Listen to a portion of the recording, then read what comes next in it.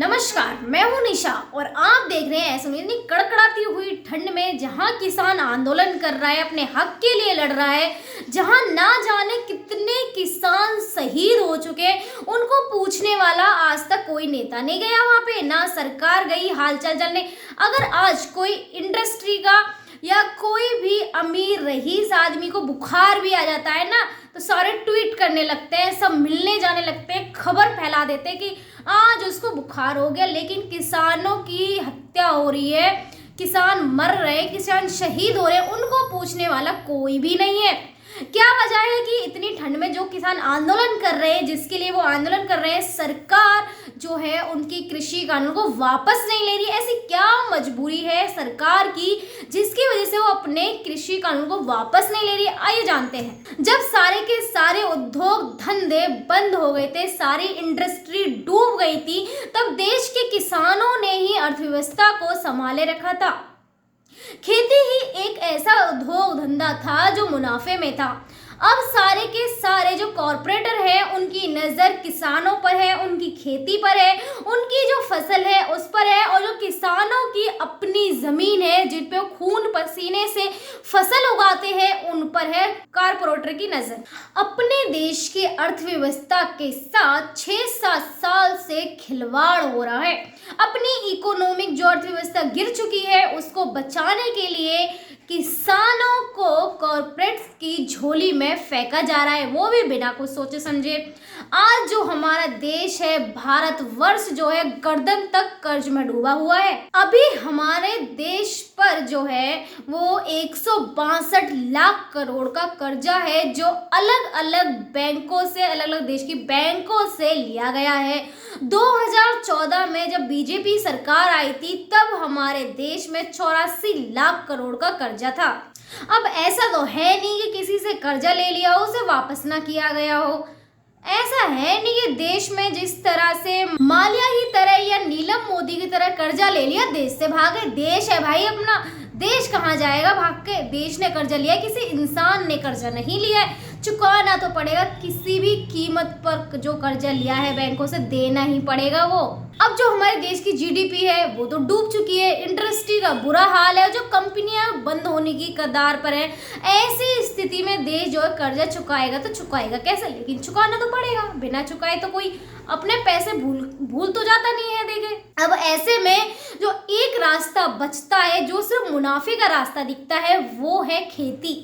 जिस पर खेती पर जो कॉरपोरेट्स हैं उनको 200% की गारंटी दी गई है। कॉरपोरेट्स को जो गारंटी दी गई है वो तो उन्हें चाहिए ही चाहिए किसी भी हाल में, और सरकार को भी कॉरपोरेट्स की जो बात है माननी ही पड़ेगी, क्योंकि पॉलिटिकल फंडिंग जो है वो किसान तो करता नहीं है।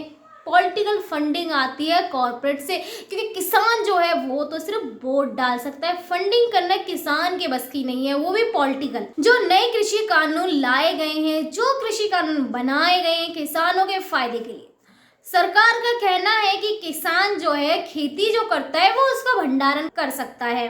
लेकिन किसान जो है वो इतनी मुश्किल से जो खेती उगाता है वो अपना भंडारण कैसे कर लेगा? सरकार जो किसानों को जीने के लिए 6,000 रुपये देती है, क्या किसान उससे भंडारण कर सकता है? सोचिए। आपको अच्छे से मालूम है कि हमारे देश का 95% जो किसान है वो भंडारण नहीं कर सकता। ऐसे में भंडारण करेगा कौन? 5 रुपए का जो भुट्टा आता है उसे 35 रुपए में देगा कौन? फ्री का जो धनिया होता है उसे 50 रुपए में बेचेगा कौन? वही जो कॉरपोरेट्स है जिनके हाथों में हमारी खेती जा रही है, जिसे हर हाल में मुनाफे का किसान चाहिए ही चाहिए। देश की खेती को अगर अर्थव्यवस्था से अलग कर दिया जाता है तो हमारे देश की जीडीपी है 50% और गिर जाएगी। ते हमारे देश के जो किसान है, अगर उन्हें अर्थव्यवस्था से अलग कर दिया जाए तो जो हमारे देश की जीडीपी है ना, जो अभी गिरी हुई है वो 50% और गिर जाएगी, और जो हमारे देश के अंदर बेरोजगारी अभी 9% गिरी हुई है वो 35% पर पहुंच जाएगी। सरकार खेती को उन लोगों के हवाले कर देना चाहती है जो कि सभी के सभी फेल हो चुके हैं। देश की अर्थव्यवस्था को बचाने के लिए सरकार के पास इस वक्त कोई भी रोड मैप नहीं है। किसी भी देश को जिंदा रखने के लिए सबसे जरूरी चीज है अन्न, जो कि हमारे देश का जो अन्न है अब सरकार ने कॉर्पोरेट के हाथों में कर दिया है, जिस अन्न पर कॉर्पोरेट जो है वो अपनी कमांड कसना चाहते हैं। और जो हमारे देश के बेवकूफ लोग ये बोलते हैं लोगों से, किसानों से, कि जो एमएसपी है, न्यूनतम समर्थन मूल्य, वो खत्म नहीं होगा। तो समझदार लोगों ये बताओ कि सिलेंडर जो आता है हमारे घरों में, सबके घरों में आता है, उसकी सब्सिडी कैसे खत्म हो रही है, एयर इंडिया कैसे खत्म हो रहा है। जो लोग ये बोलते हैं कि मंडियां खत्म नहीं होंगी, तो मेरे समझदार दोस्तों, मेरे समझदारों, ये बताओ कि जो जियो की जगह बीएसएनएल कैसे खत्म हो रहा है। क्या आप इस बात की गारंटी, इस बात का भरोसा देते हैं कि किसान जो नई कृषि कानून है इनकी वजह से जो कॉर्पोरेट है वो किसानों को अपने हाथों की कठपुतली नहीं बनाएगा?